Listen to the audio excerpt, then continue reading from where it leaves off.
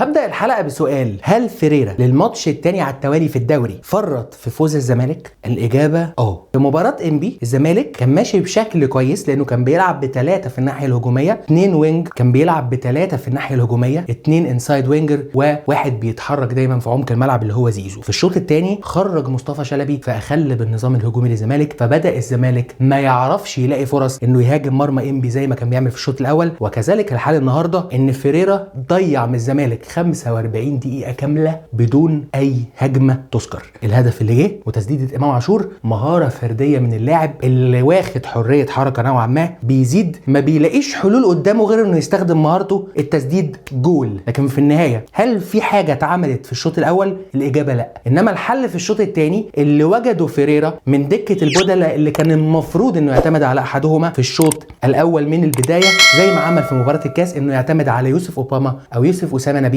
أو حسام أشرف في ظل غياب سيف الدين الجزيري. تابعوني أنا صاحب الكرة عشان عندنا كلام مهم قوي عن مباراة الزمالك والمصري.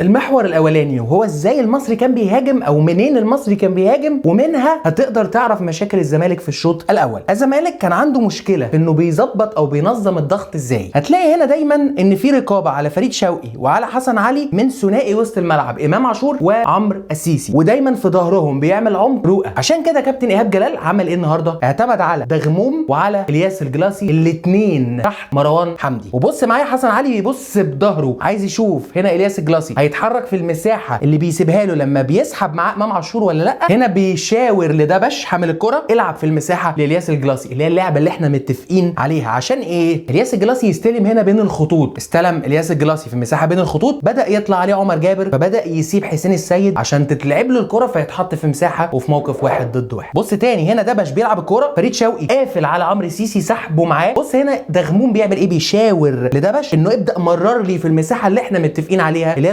المنطقه اللي هنهاجم منها فريق نادي الزمالك. مع وجود دغموم هنا بيعمل لخبطه عند دفاع الزمالك، فيبدا هنا الزناري انه يطلع مع دغموم عشان ما يسيبوش يستلم بين الخطوط. هتبقى النتيجه ايه؟ انه بيسيب مساحته فاضيه، يبدا مروان حمدي ينطلق في المساحه دي ويبدا يطلع المصري اللاعب المحطه اللي بيقدر يقف على الكوره يستنى زمايله او يقدر كمان بيشتغل بره منطقه الجزاء برجله بشكل كويس. الناحيه الثانيه حاجه شبه كده شويه بس مع اختلاف بسيط. ايه هو الاختلاف البسيط؟ ان الزمالك بيبني الهجمه برضو عن طريق الوينجرز بتوعه اللي بيضموا في قلب الملعب اللي هم الانسايد وينجرز. وهنا هنبدا ننقل كلامنا على اللعيب الصفقه الزمالك الجديده مصطفى شلبي اللي عنده حاجه افتقدها الزمالك كتير من فتره بن شرقي. بص هنا مصطفى شلبي بينزل عشان يستلم بشكل طولي من حسام عبد المجيد عشان يقدر ينقل الزمالك لوسط ملعب فريق المصري. دي نقطه. النقطه الثانيه ان هو بيستلم وظهره للملعب، ودي اللي كانت غايبه على الزمالك. كل لعيبه الزمالك عايزه تستلم وشها للملعب، ما يعرفوش يستلموا بظهرهم، فلما تقفل عليهم الحته دي ما بيعرفوش يخرجوا بالكوره بطريقه كويسه. والكوره بتجيله لف، بدا هو يميل على الطرف عشان يسحب المدافع ويبدا يلعب الكره الطويله في مساحه عشان يطلع عمر جابر، ودي برضو الزمالك كان مفتقدها الفتره الاخيره. تاني مصطفى شلبي بيستلم في نفس المنطقه اللي الزمالك بيبني منها الهجمه او بيخرج منها من مناطقه، ودايما مجرد ما مصطفى شلبي يبدا يمسك الكوره هو مفكر او مركز على منطقه واحده، ودايما عمر جابر ما بيبصش، هو بيطير على طول عشان عارف ان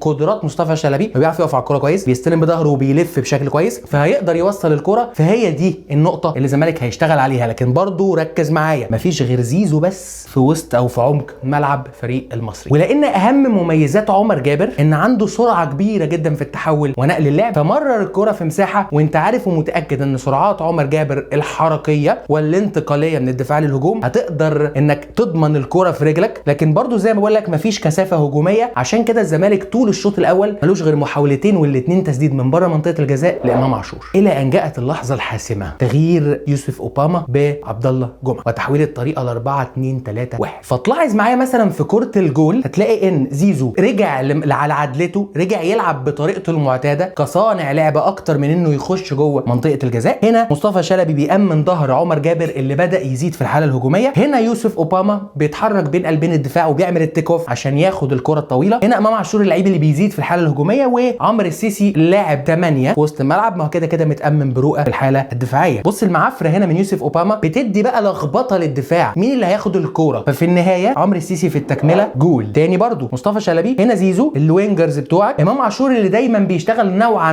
ما بين 10 وما بين وينج بالتبادل مع مصطفى شلبي وزيزو، وهنا يوسف اوباما اللي بيقطع القايم الاول، وهنا امام عاشور هو اللي بيتحرك ناحيه القايم البعيد. فبقى في تحركات تنظيميه اكتر للزمالك، فبقيت تشوف الزمالك قادر يوصل كتير لمرمى محمود جاد.